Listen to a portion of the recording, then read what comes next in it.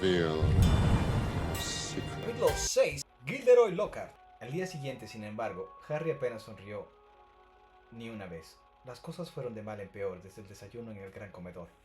Bajo el techo encantado, que aquel día estaba de un triste color gris, las 4 grandes mesas correspondientes a las 4 casas estaban repletas de soperas con hojuelas de avena, fuentes de arenques ahumados, montones de tostadas y platos con huevos y tocino. Harry y Ron se sentaron en la mesa de Gryffindor junto a Hermione, que tenía su ejemplar de Viajes con los vampiros abierto y apoyado contra una taza de leche. La frialdad con que ella dijo «Buenos días» hizo pensar a Harry que todavía les reprochaba la manera en que habían llegado al colegio. Neville Longbottom, por el contrario, lo saludó alegremente. Neville era un muchacho de cara redonda, propenso a los accidentes, y era la persona con peor memoria de entre todas las que Harry había conocido nunca. «El correo llegará en cualquier momento», comentó Neville. «Supongo que mi abuela me enviará las cosas que me he olvidado». Efectivamente, Harry acababa de empezar sus hojuelas de avena cuando un centenar de lechuzas penetraron con gran estrépito en la sala, volando sobre sus cabezas, dando vueltas por la estancia y dejando caer cartas y paquetes sobre la alborotada multitud. Un gran paquete de forma irregular rebotó en la cabeza de Neville, y un segundo después una cosa gris cayó sobre la taza de Hermione, salpicándolos a todos de leche y plumas. «¡Errol!», dijo Ron, sacando por las patas a la empapada lechuza.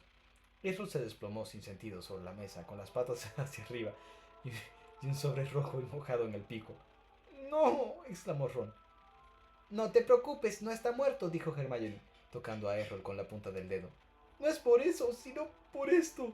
Ron señalaba el sobre rojo. A Harry no le parecía que tuviera nada de particular, pero Ron y Neville lo miraban como si pudiera estallar en cualquier momento. «¿Qué pasa?», preguntó Harry. «Me han enviado un vociferador», dijo Ron con un hilo de voz. «Será mejor que lo abras, Ron», dijo Neville en un tímido susurro. «Si no lo hiciera sería peor. Mi abuela una vez me envió uno, pero no lo abrí y...» Tragó saliva. «Fue horrible». Ron contempló los rostros aterrorizados y luego el sobre rojo. «¿Qué es un vociferador?», dijo. Pero Ron fijaba toda su atención en la carta, que había empezado a humear por las esquinas. «¡Ábrela!», urgió Neville. «Será cuestión de unos minutos».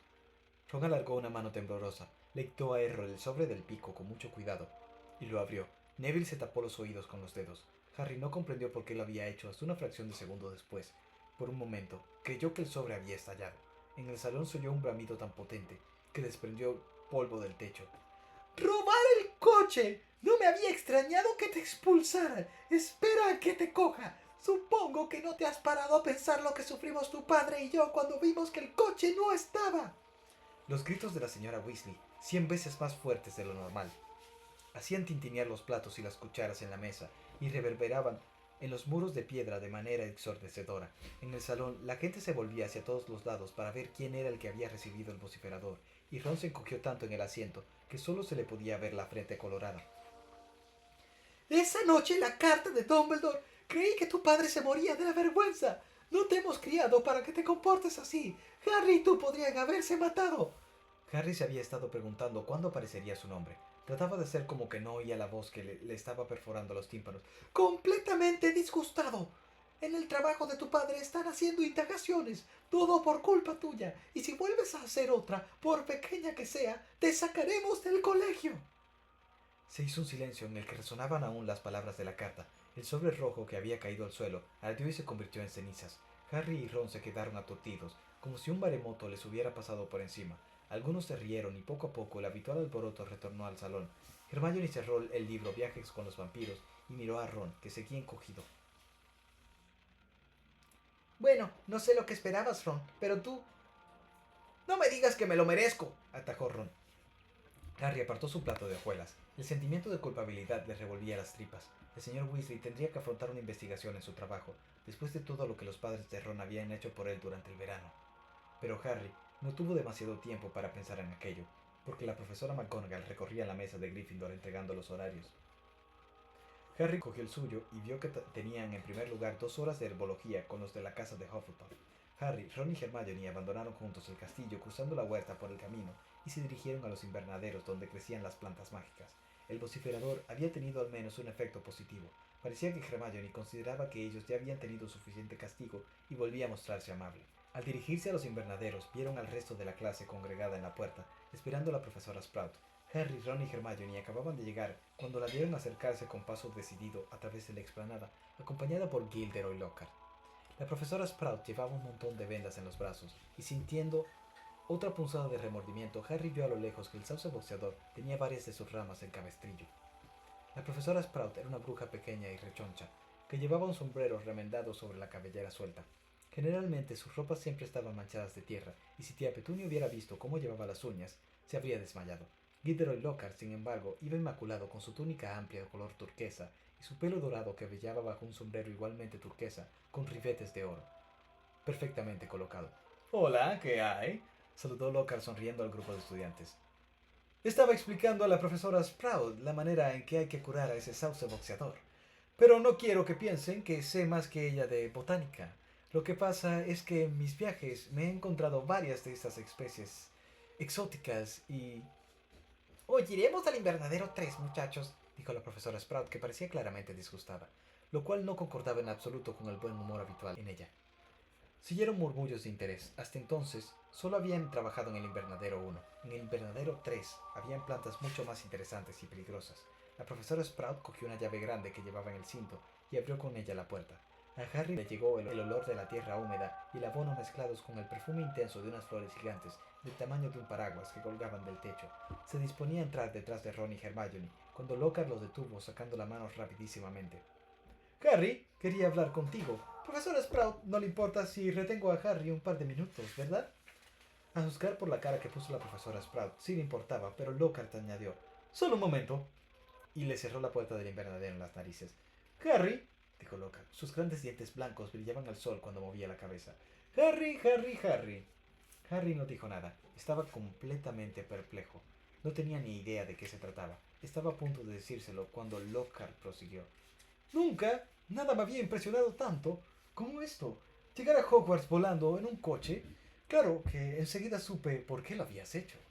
Se veía a la legua. Harry, Harry, Harry. Era increíble cómo se las arreglaba para enseñar todos los dientes incluso cuando no estaba hablando.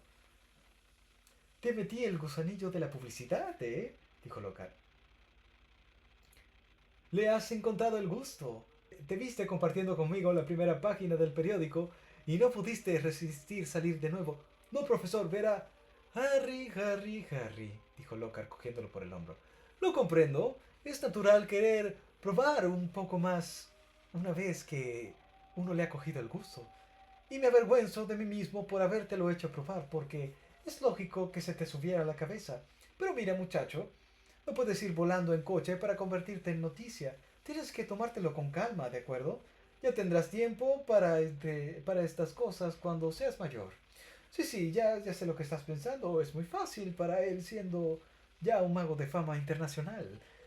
Pero cuando yo tenía 12 años era tan poco importante como tú ahora. De hecho, creo que era menos importante. Quiero decir que hay gente que ha oído hablar de ti, ¿no? Pero todo ese asunto con el que no debe ser nombrado, contempló la cicatriz en forma de rayo que Harry tenía en la frente. Lo sé, lo sé. No es tanto como ganar 5 veces seguidas el premio a la sonrisa más encantadora, concedido por la revista de Corazón de Bruja, como he hecho yo, pero por algo hay que empezar. Le guiñó un ojo a Harry y se alejó con paso seguro. Harry se quedó atónito durante unos instantes y luego, recordando que tenía que estar ya en el invernadero, abrió la puerta y entró. La profesora Sprout estaba en el centro del invernadero, detrás de una mesa montada sobre caballetes. Sobre la mesa había unas 20 orejeras. Cuando Harry ocupó su sitio entre Ron y Hermione, la profesora dijo: Hoy nos vamos a dedicar a replantar mandrágoras. Veamos, ¿quién me puede decir qué propiedades tiene la mandrágora? Sin que nadie se sorprendiera, Hermione fue la primera en alzar la mano. La mandrágora o mandrágula es un reconstituyente muy eficaz, dijo Hermione en un tono que daba la impresión, como de costumbre, de que se había tragado el libro de texto.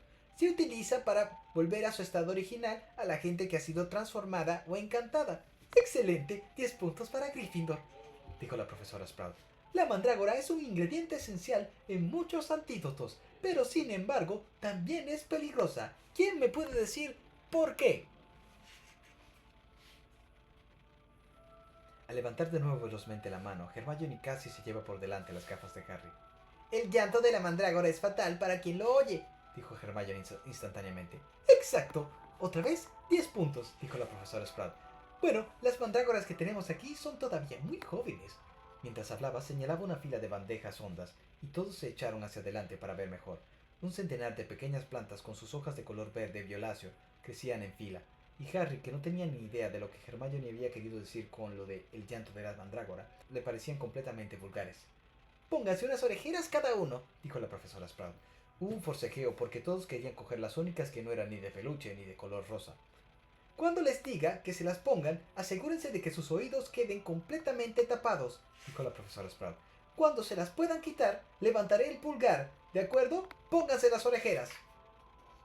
Harry se las puso rápidamente. Insonorizaban completamente los oídos. La profesora Sprout se puso unas de color rosa, se remangó cogiendo firmemente una de las plantas y tiró de ella con fuerza. Harry dejó escapar un grito de sorpresa que nadie pudo oír. En lugar de raíces, surgió de la tierra un niño recién nacido, pequeño, lleno de barro y extremadamente feo. Las hojas le salían directamente de la cabeza. Tenía la piel de un color verde claro con manchas y se veía que estaba llorando con toda la fuerza de sus pulmones. La profesora Sprout cogió una maceta grande debajo de la mesa, metió dentro la mandrágora y la cubrió con una tierra abonada, negra y húmeda, hasta que solo quedaron visibles las hojas. La profesora Sprout se sacudió las manos, levantó el pulgar y se quitó ella también las orejeras. «Como nuestras mandrágoras son solo plantones pequeños, sus llantos todavía no son mortales», dijo ella con toda tranquilidad, como si lo que acababa de hacer no fuera más impresionante que regar una begonia. «Sin embargo, los dejaría inconscientes durante varias horas, y como estoy segura de que ninguno de ustedes quiere perderse su primer día de clase, asegúrense de ponerse bien las orejeras para hacer el trabajo. Ya les avisaré cuando sea hora de recoger». «4 por bandeja, hay suficientes macetas aquí, la tierra abonada está en aquellos sacos, y tengan mucho cuidado con la tentácula venenosa, porque les están saliendo los dientes». Mientras hablaba, dio un fuerte manotazo a una planta roja con espinas, haciéndole que retirara los largos tentáculos que se le habían acercado a su hombro muy disimulada y lentamente. Harry, Ron y Hermione compartieron su bandeja con un muchacho de Hufflepuff que Harry conocía de vista, pero con quien no había hablado nunca. «Justin Finch Fletchley», dijo alegremente dándole la mano a Harry. «Claro que sé quién eres, el famoso Harry Potter. Y tú eres Hermione Granger, siempre la primera en todo». Hermione sonrió al estrecharle la mano. «¿Y Ron Weasley? ¿No era tuyo el coche volador?» Ron no sonrió. Obviamente todavía se acordaba del vociferador. «Ese Lockhart es famoso, ¿verdad?», dijo contento Justin, cuando empezaban a llenar sus macetas.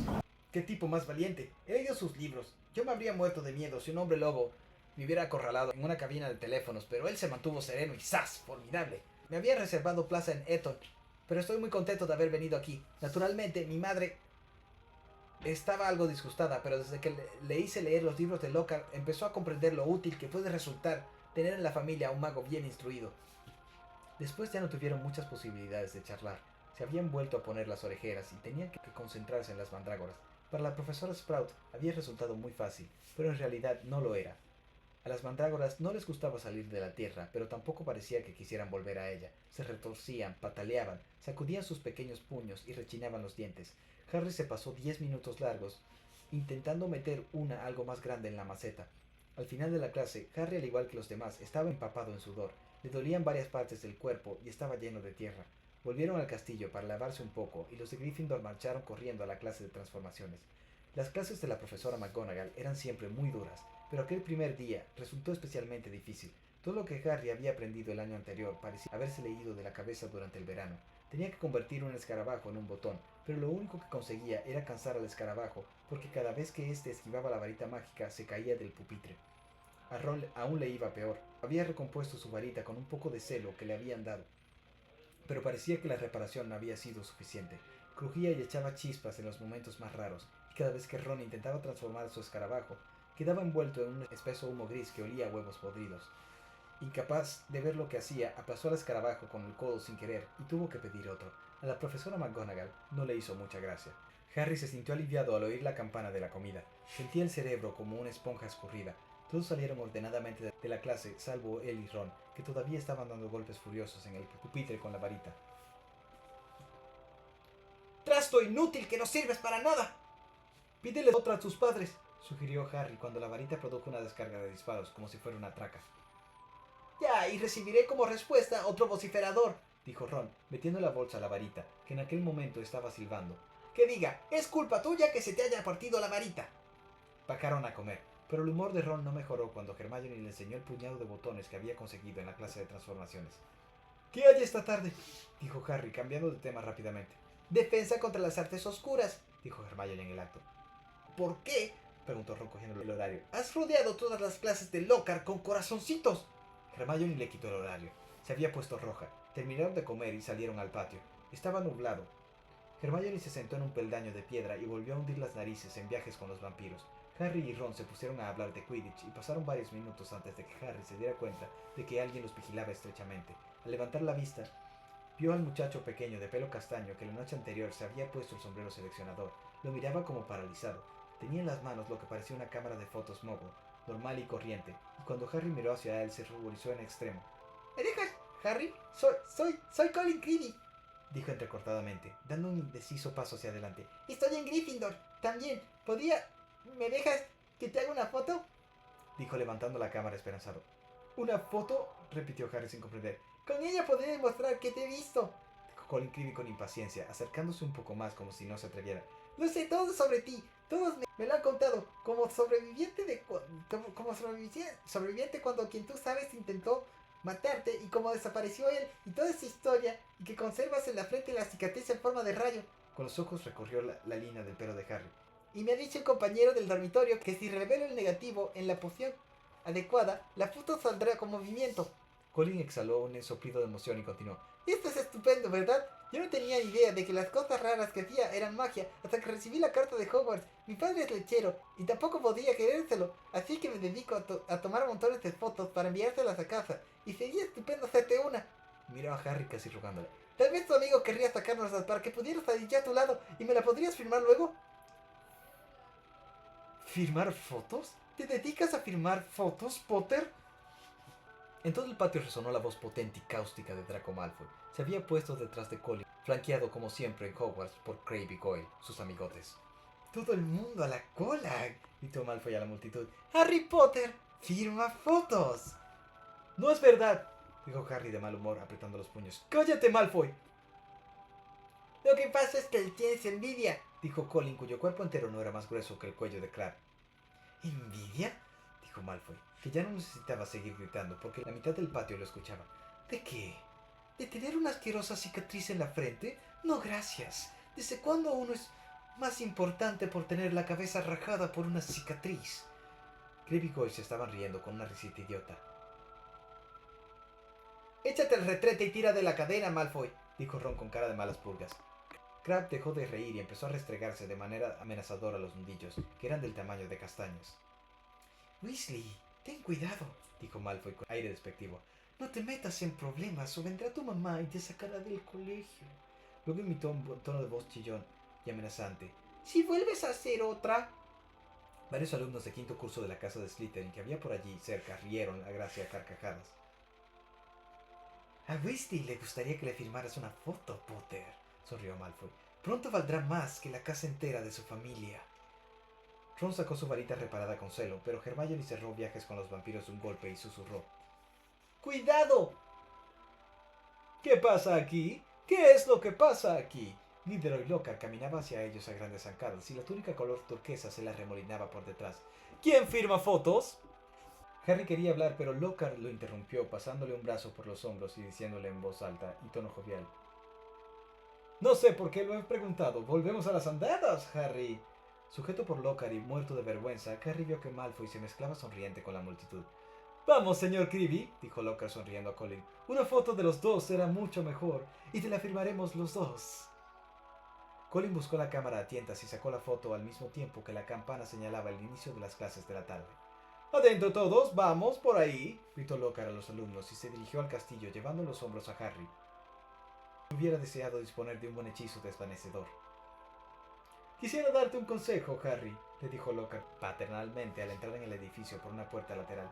Te he ayudado a pasar desapercibido con el joven Creevy, porque si me fotografiaba también a mí, tus compañeros no pensarían que te querías dar tanta importancia. Sin hacer caso a las protestas de Harry, Lockhart lo llevó por un pasillo lleno de estudiantes que los miraban, y luego subieron por una escalera.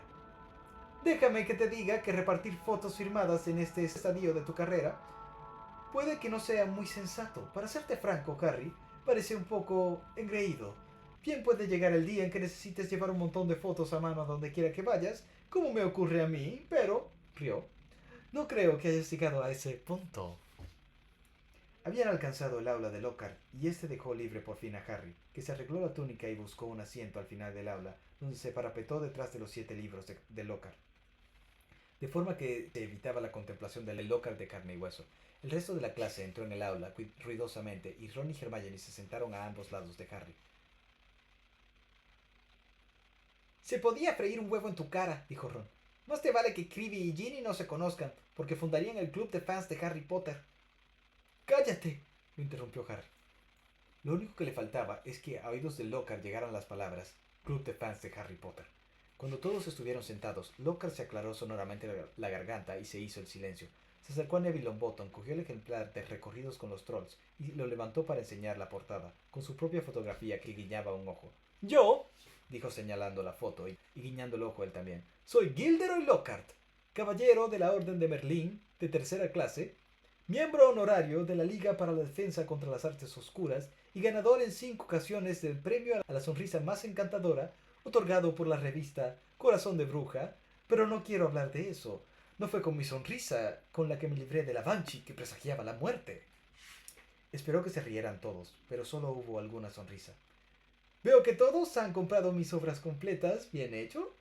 He pensado que podíamos comenzar hoy con un pequeño cuestionario. No se preocupen, solo es para comprobar si los han leído bien. ¿Cuánto han asimilado?». Cuando terminó de repartir los folios con el cuestionario, volvió a la cabecera de la clase y dijo: «Disponen de 30 minutos. Pueden comenzar ya». Harry miró el papel y leyó. Pregunta 1. ¿Cuál es el color favorito de Gilderoy Lockhart? Pregunta 2. ¿Cuál es la ambición secreta de Gilderoy Lockhart? Pregunta 3. ¿Cuál es, en tu opinión, el mayor logro hasta la fecha de Gilderoy Lockhart? Así seguía y seguía a lo largo de 3 páginas hasta pregunta 54. ¿Qué día es el cumpleaños de Gilderoy Lockhart y cuál sería su regalo ideal? Media hora después, Lockhart recogió los folios y los hojeó delante de la clase. «Vaya, vaya, muy pocos recuerdan que mi color favorito es el lila. Lo digo en un año con el Yeti, y algunos tienen que volver a leer con mayor detenimiento Paseos con los Hombres Lobo. En el capítulo 12 afirmo con claridad que mi regalo de cumpleaños ideal sería la armonía entre las comunidades mágica y no mágica, aunque tampoco le haría el feo a una botella Magnum de whisky envejecido de Ogden». Volvió a guiñarles un ojo pícaramente. Ron miraba a Lockhart con una expresión de incredulidad en el rostro. Seamus Finnegan y Dean Thomas, que se sentaban delante, se convulsionaban en una risa silenciosa. Hermione, por el contrario, escuchaba a Lockhart con embelesada atención y dio un respingo cuando éste mencionó su nombre.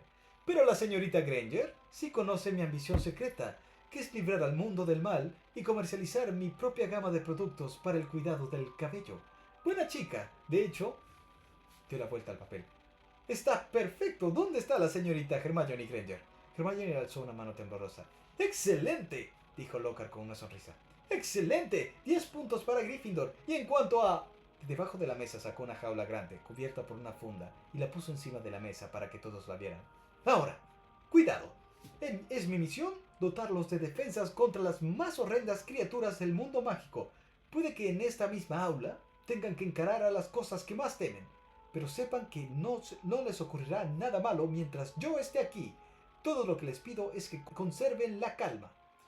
En contra de lo que se había propuesto, Harry asomó la cabeza por detrás del montón de libros para ver mejor la jaula.